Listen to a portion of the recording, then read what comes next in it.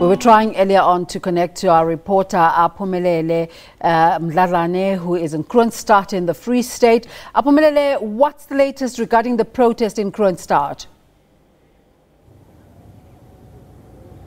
Good morning to you, Desiree, and also to the viewers at home. The situation here remains tense, but we can see people, the residents of Maokeng here in Kroonstad, of course, going up and down as doing their usual activities. But the learners have been returned from schools for their safety, while other schools didn't open at all. We understand that there's been a message that has been circulating, telling learners that they shouldn't attend the schools for their safety. Seemingly, we can see now, even behind me, this school is one of the schools that remains closed. Even the gates are closed, but the situation remains tense and the roads are remaining barricaded. When we talk to the municipality, they made it very clear that there won't be services rendered to the municipality today until they can assess the situation and see whether also it's safety for them.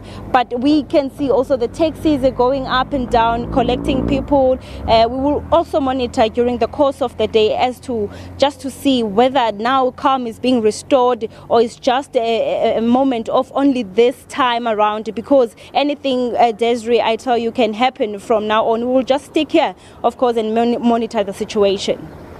Those 3 trucks that were burnt overnight, what's the latest there? Any law enforcement processes underway?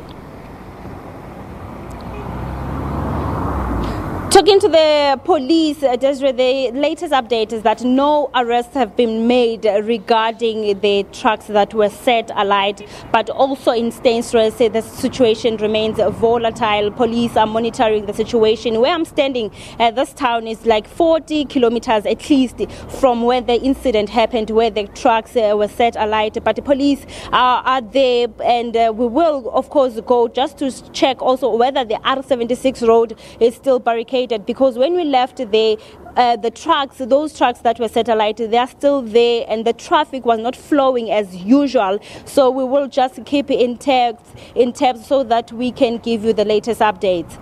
We were having a conversation with some of our colleagues this morning about the safety of journalists while covering protests. What has been your experience in terms of your feeling safe in covering your stories? I am glad, Desiree, you also raised that. We could see that when we start, of course, arriving at the scene and we're covering this protest, okay, we get the sense that okay, they are allowing us that we can cover. But when times go by, also we feel that our lives are in danger, because they change their mood depending also what the police is doing, because the police is always they are always, of course, trying to monitor. And when now they are trying to disperse the crowd, things like that, they would turn against us as residents, and we would also not feel safe at sometimes. Just the last incident that I was at, Desiree, it was Makwat, whereby, of course, the residents were happy that the media is there so that we can, of course, expose and try to give them their chance so that they can say what exactly are their demands, their problems within the municipalities. But when time goes by, we would also feel that it is not safe. It's quite important that we always have to, of course, interact with them. But when the situation just becomes tense, we just have to make sure that we are very safe on our side. Aphumelele Mdlalane has been bringing us all the protest action coming from the Free State province.